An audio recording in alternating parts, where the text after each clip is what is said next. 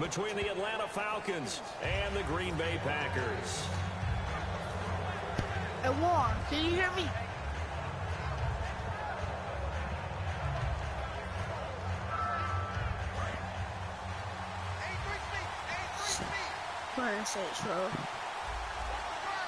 They come out here in the eye.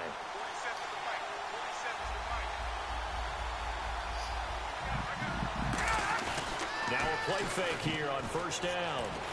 He goes underneath to Freeman. And this one will go to the 28-yard line. It'll be a 3-yard gain, and it'll be a second down. Now Ryan on second down. Swings it out to the flat for Freeman. And he's able to get out to the 32, brought down there. Third play of this opening drive as they're looking at a 3rd and 3. Ryan now to throw on 3rd down. On the move to his left.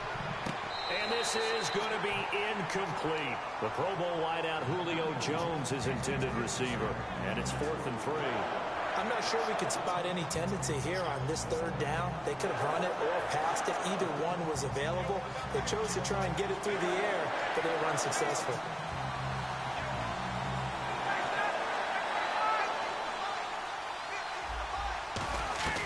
They'll indeed go for it. He rifles one that's intercepted. A great read and it's picked off. And his guys are going to get the football at the 28-yard line. Certainly not how they envisioned ending their opening drive here in the first quarter. Too many ones in this play.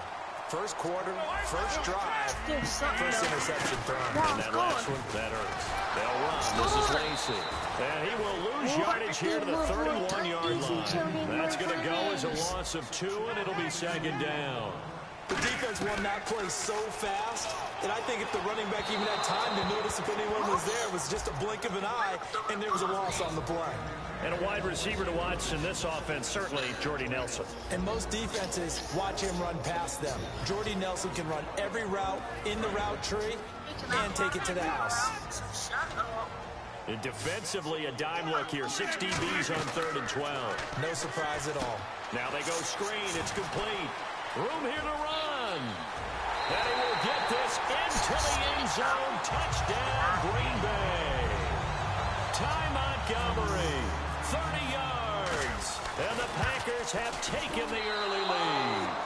There are several elements to a well-executed screen pass. This one resulted in a touchdown. It had all...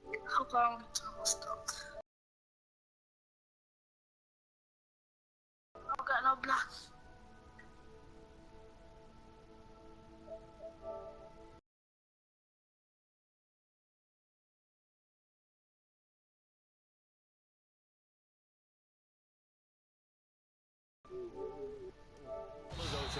You're so right, because you really need the rush to almost get a passer. Then you've got to get the ball thrown perfectly, whether it's to the running back, the wide receiver, whoever the screen guy is. And, of course, the blocking has to form in front to get him downfield for the touchdown.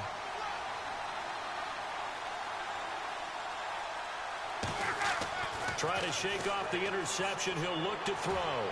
And it's complete to Jacob Tamme. And he's brought down after a good gain. A really good pickup of 28 yards.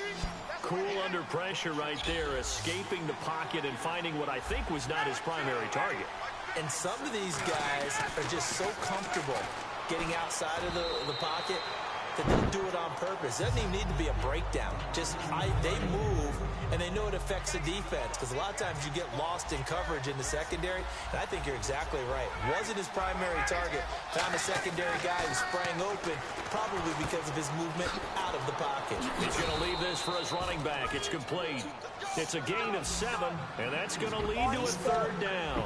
It looks like the Packers have added an extra DB on 3rd down. And at his size, he's a smaller back. You can get him the football.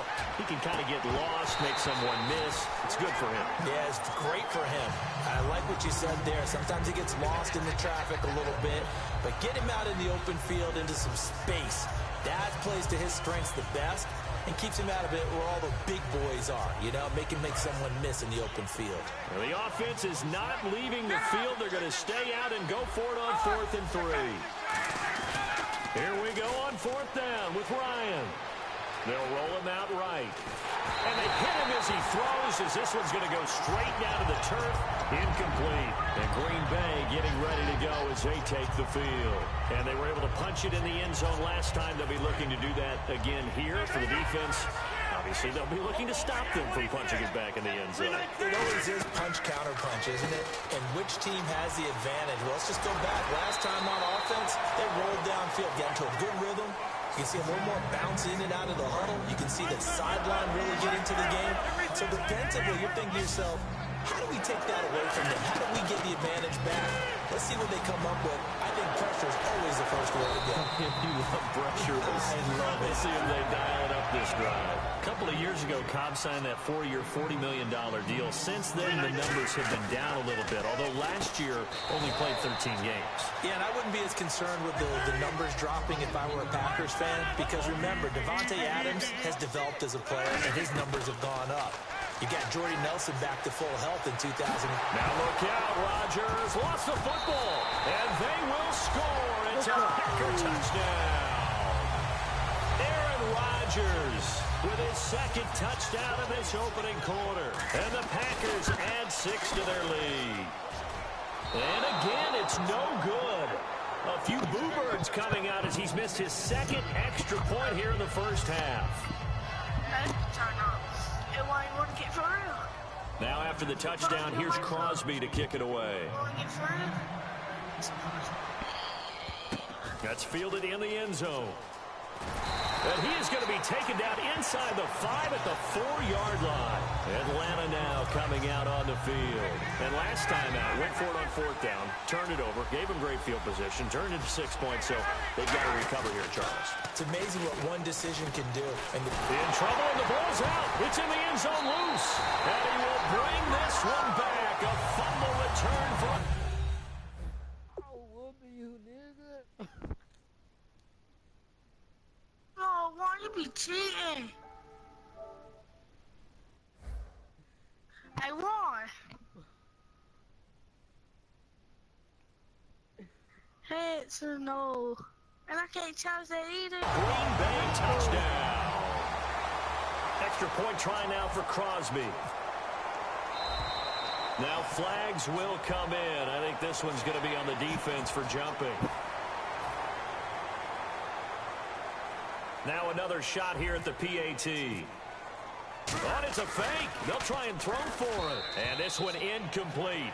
So they went for the 2. They don't get it. They had the big play on the fumble return. They were looking for the 1-2 punch, but they couldn't get that 2-point conversion. And I have to wonder, were they scheduled to go ahead and kick the extra point? But after a play like that, you talk about the 1-2 punch, right? It's a momentum play. Go for 2 and really try to capitalize, and that's what they attempted. So out come the Falcons now.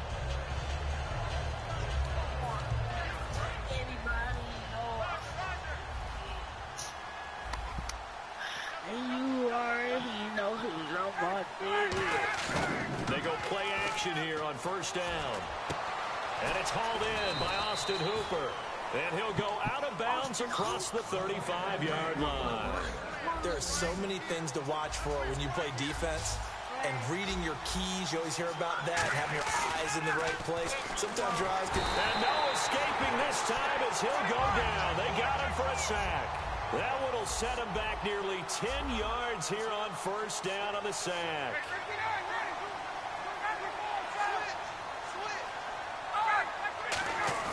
Off the play fake to Freeman. It's Ryan. He's got a man. Complete. Over 1,400 yards last year for Jones. Just 6 touchdowns, but, you know, of course he had the big 300-yard game.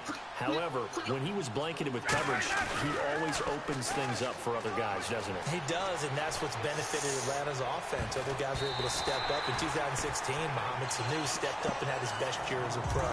Austin Hooper, as a young tight end, really developed down the stretch. And Taylor Gabriel, who had come over as a free agent from Cleveland, he really flourished. Actually led the team in touchdown catches.